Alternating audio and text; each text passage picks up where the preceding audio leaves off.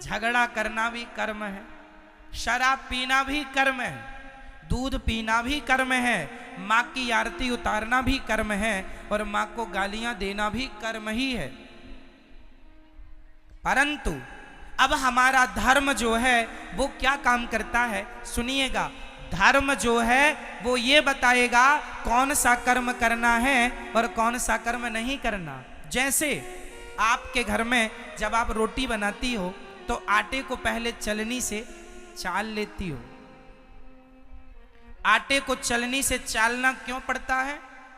ताकि उसका अच्छा आटा अलग हो जाए, उसका चोकर चापर अलग हो जाए, गंदगी अलग हो जाए। सही है? तो जो भी क्रिया जो भी हो रहा है सब कुछ कर्म है, सब कुछ कर्म है। चलनी जो है वो अच्छे आटे को अलग, बुरे आटे को अलग करती है। उसी प्रकार धर्म एक चलनी है। धर्म ही बताता है कि कौन सा कर्म करना है और कौन सा कर्म। कर्म दो प्रकार के होते हैं, एक अच्छा कर्म, एक बुरा कर्म। कौन सा कर्म करना है? माँ की आरती उतारो, ये कर्म तो करना है, पर माँ को गाली देने का कर्म नहीं करना। दूध पीने का कर्म तो करना है, पर शराब पीने का कर्म। कौन सा कर्म करने योग्य है?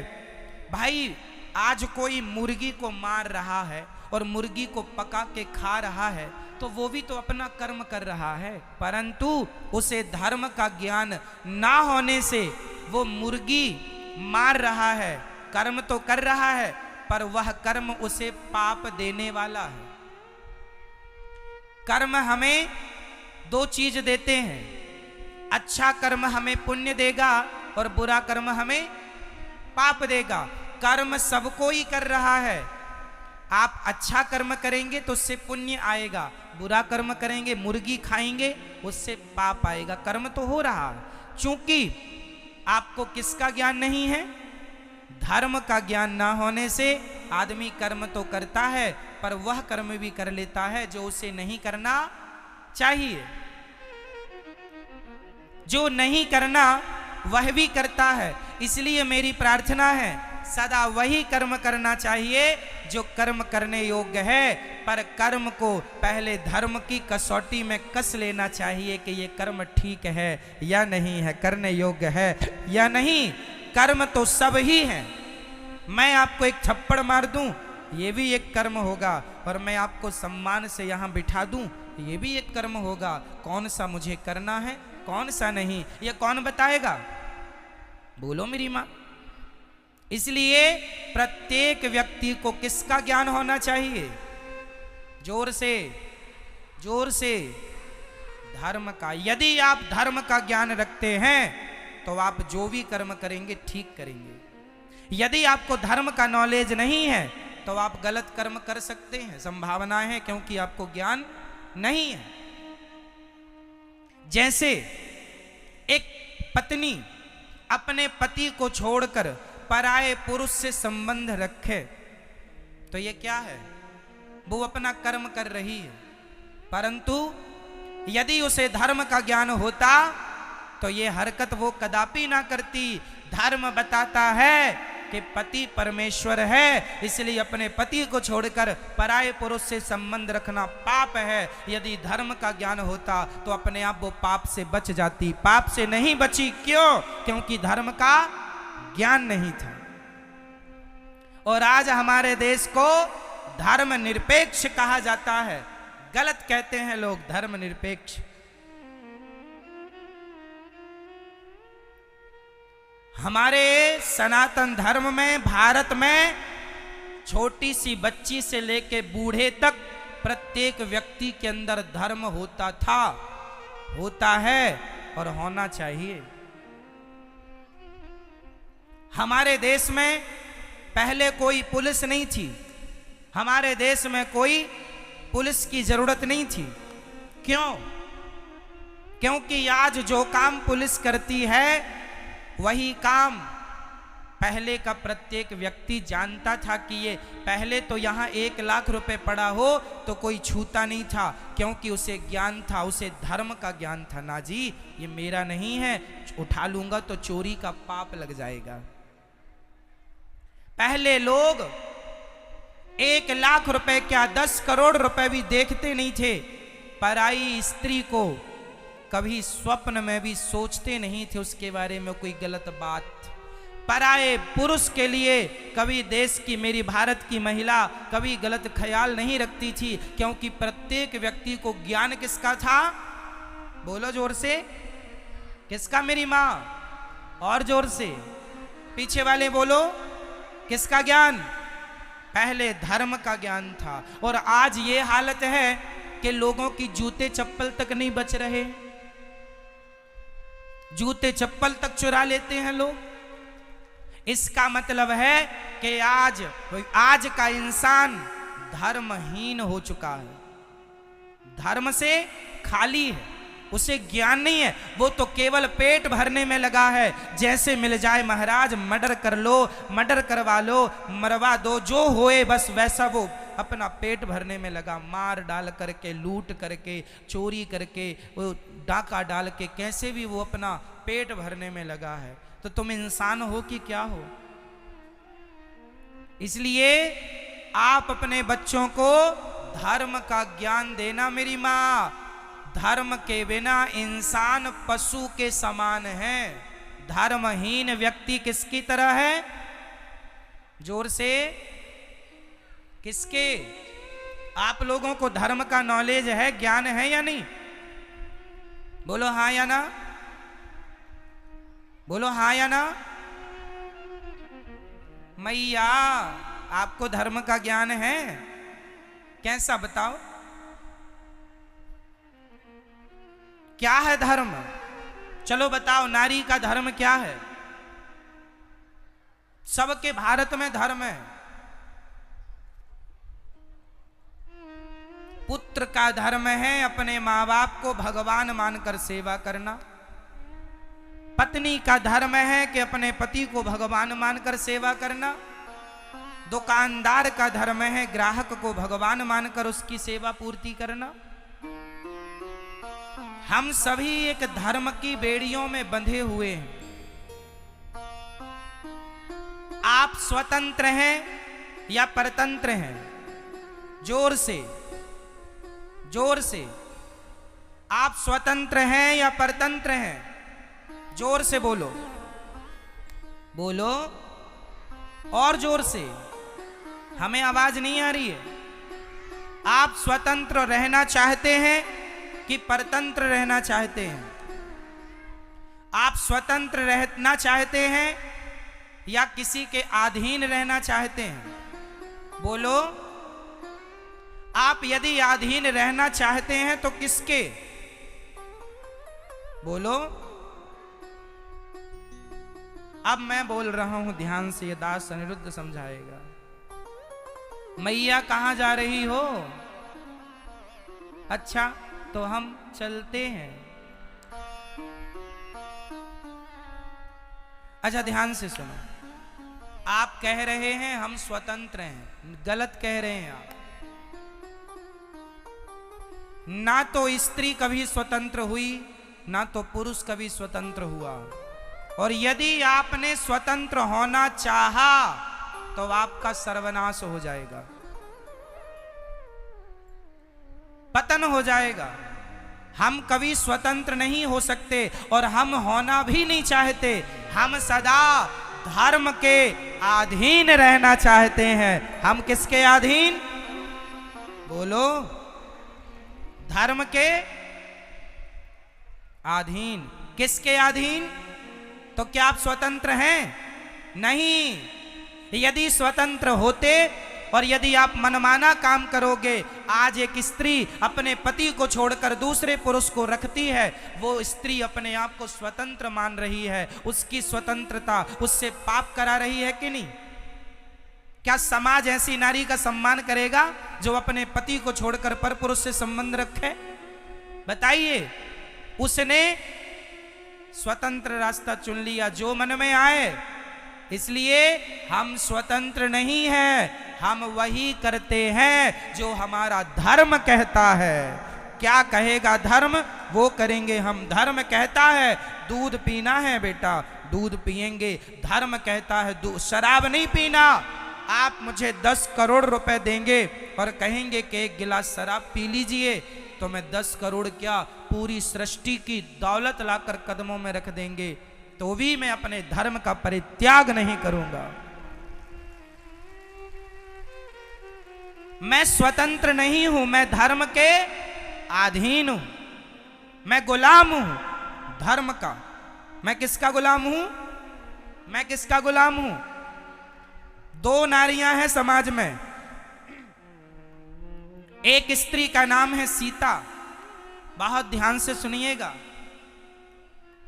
एक स्त्री का नाम है मेरी मां सीता, और दूसरी स्त्री का नाम है सूपनखा। सूपनखा रावण के बहिनी। अब बताइए, सीता माता स्वतंत्र हैं या सूपनखा स्वतंत्र है? कौन स्वतंत्र है? बोलो मेरी मां, कौन? सूपनखा स्वतंत्र है, इसलिए वो किसी पुरुष से कहती है कि हमसे विवाह कर लो तो सम पुरुष न मोह सम नारी।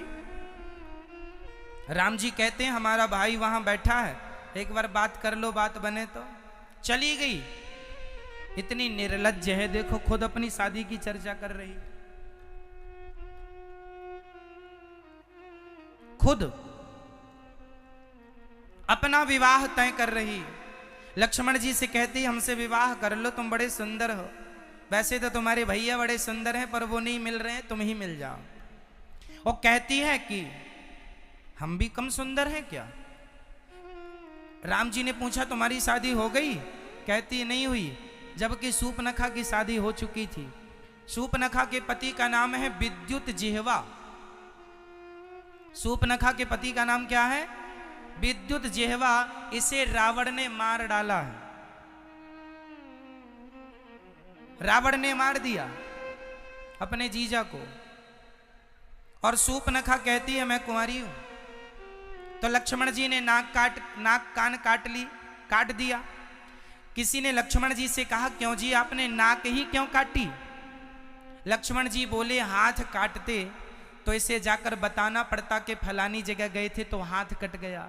नाक इसलिए काटी है, इसे बताना नहीं पड़ेगा कि कहां गए थे, लोग देखते ही समझ लेंगे कि नाक कटाने ही गई थी, इसलिए नाक ही काटी। कहती है तो सम पुरुष न मोसम नारी। क्यों? क्योंकि सूपनखा का संकल्प वही है जो राम का, निश्चरहीन करऊं मही। राम जी कहते हैं मैं निशाचरों से हीन पृथ्वी कर दूंगा, मैं रावण को मारूंगा, राम जी कहते हैं। और सूपनखा भी कहती है रावण तूने मेरे पति को मार डाला है, क्योंकि सूपनखा का पति इतना बलशाली था कि रावण डर गया कि कहीं ये मुझे मार के कब्जा ना कर ले लंका में, इसलिए मार दिया। सूपनखा तब से गुस्सा हो गई, तूने मेरे पति को मारा है, जब तक तेरे विनाश का समय नजदीक नहीं आ जाएगा तब तक मैं लंका में प्रवेश नहीं करूंगी। इसलिए रावण के विनाश का समाचार लेकर के सूपनखा रावण के पास गई, और सूपनखा ने ही तो रावण से कहा था कि सीता को चुरा लो। रावण के बर्बादी में सूपनखा का विशेष हाथ है, शुरुआत यहीं से हुई। तो इसलिए कहती है तो सम पुरुष न मोह सम नारी। तेरा भी विचार वही है राम, तेरा भी विचार वही है कि रावण को मारना, और मेरा विचार भी वही है रावण को मारना। तो सम पुरुष न मोह सम नारी, हम दोनों के विचार एक से मिल गए, इसलिए यह संयोग विधि रचा विचार। यह संयोग है कि तुम्हारे और हमारे विचार मैच कर गए। तो सीता माता धर्म के अधीन चलती हैं और सूपनखा स्वतंत्र है।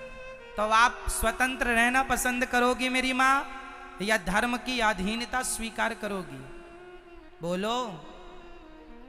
धर्म। इसलिए मेरी मां धर्महीन चाहे स्त्री हो, धर्महीन चाहे पुरुष हो, दोनों पशु के तुल्य हैं। हमारे भारत में एक पत्नी का पति मर जाए तो वो उसकी विधवा रह के सारी जिंदगी गुजार देती है। क्या है ये? जोर से बोलो, क्या है ये? क्या है ये? धर्म है। और ऐसी क्वालिटी की स्त्रियां सिर्फ हमारे भारत में हैं। आज दुनिया में 200 देश हैं लगभग। पूरी दुनिया में कितने देश हैं? अमेरिका, लंदन, जापान, पेरिस इत्यादि जाकर देख लो। दुनिया में 200 देश हैं। ऐसी स्त्रियां केवल भारत में पाई जाती हैं कि पति के मर जाने पर उसी की विधवा रहकर जिंदगी गुजार देंगी, पर पराये पुरुष की तरफ आंख उठाकर नहीं देखेंगी। ऐसी स्त्रियां सिर्फ भारत में होती हैं। सती सावित्री केवल यहां और कहीं नहीं, इसलिए यहां धर्म है। ये क्या है? यदि स्त्री अपने पति को छोड़कर पराये पुरुष से संबंध रख ले, आजकल तो पुनर्विवाह कर लेते हैं कि लड़की का पति यदि समय से पहले खत्म हो गया, कोई बाल बच्चे हुए नहीं और हो भी गए, और उसका मन है कि भाई जिंदगी अकेले नहीं गुजर सकती, कोई जीवन साथी चाहिए, तो आजकल पुनर्विवाह का भी लोग बंदोबस्त कर लेते हैं। वो अपनी आप की स्वतंत्रता है। पर हमारे देश में आज भी स्त्रियां अपने पति के जाने के बाद वो उसी की विधवा रहकर जीवन जीना पसंद करती हैं, पराये पुरुष से संबंध रखना पसंद नहीं करती। कुछ स्त्रियां ऐसी हैं, पर कुछ आज पुनर्विवाह में भी बिलीव करती हैं। सबके अपने अपने विचार हो सकते हैं, वो उनकी अपनी स्वतंत्रता। फिर भी मेरे देश में आज सती पतिव्रता नारी पाई जाती है। और ये स्त्रियों की क्वालिटी सिर्फ भारत की स्त्रियों की है और कहीं की नहीं। इसलिए है क्योंकि हमारे देश में धर्म रहा है, लेकिन आज के कुछ लोग भारत को धर्म निरपेक्ष कह रहे हैं कि ये तो धर्म में हम कोई विश्वास ही नहीं करते।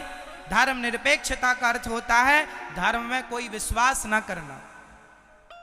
और सोचिए, इस धर्म निरपेक्षता के कारण हमारे स्कूलों में पहले पढ़ाया जाता था गा गणेश का। सुनो जरा, पहले हम लोगों को क्या पढ़ाया गया? गा गणेश का। आज पढ़ाया जाता है गा गधे का। कोई गणेश बनना नहीं चाहता, गधा ही बनना चाहते, इसलिए आज गधे हो रहे हैं। गणेश के संस्कार खत्म हो गए। गणेश वही है जो अपने माँ बाप की परिक्रमा लगा ली तो पूरे ब्रह्मांड की परिक्रमा लग गई। क्यों जी? गणेश जी ने अपने माँ बाप शंकर पार्वती जी की परिक्रमा लगाई थी कि नहीं? आज हम हिंदू लोग गणेश चतुर्थी को गली मोहल्ले में गणेश जी रख के उनसे यही तो सीखते हैं कि गणेश जी जैसे मातृभक्त थे, जैसे गणेश जी पितृभक्त थे, उसी प्रकार हमारा और आपका बेटा भी मातृ भक्त बने। ये शिक्षा गणेश जी से मिलती थी। लेकिन आजकल स्कूलों से संस्कार, बच्चे संस्कारहीन होते चले गए। हमारे समय पर जब मैं हिंदी पढ़ता था यहीं पर, तो हमारे यहाँ कुछ मीराबाई के पद हुआ करते थे हिंदी में, कुछ सूरदास के पद हुआ करते थे। जब हम पढ़ते थे तो रामचरितमानस की चौपाइयां हुआ करती थी। लेकिन आज नहीं है, गायब कर दिया धर्म निरपेक्षता के कारण में कि भाई हर मजहब के, हर धर्म के लोग पढ़ते हैं। अरे तो भारत है, ये हिंदू राष्ट्र होना चाहिए। यहां तो सनातन धर्म के हिसाब से ही सब चलना चाहिए। क्या कुछ लोगों के कारण हम अपना धर्म छोड़ दें? लेकिन आज लोग छोड़ रहे हैं। हम लोग पढ़ते थे तो ये चौपाइयां हुआ करती थी, सुखी मीन जय नीर अगाधा, जिमी हरि शरण न एकऊ बाधा। ये हम लोगों ने रामचरितमानस की चौपाई हमने कुछ तो यहीं पढ़ी है हिंदी में। आज की बुक में राम जाने क्या है, गा गणेश का हटा दिया, गा गधे का। पहले था मां मंदिर का, आज है मां मछली का।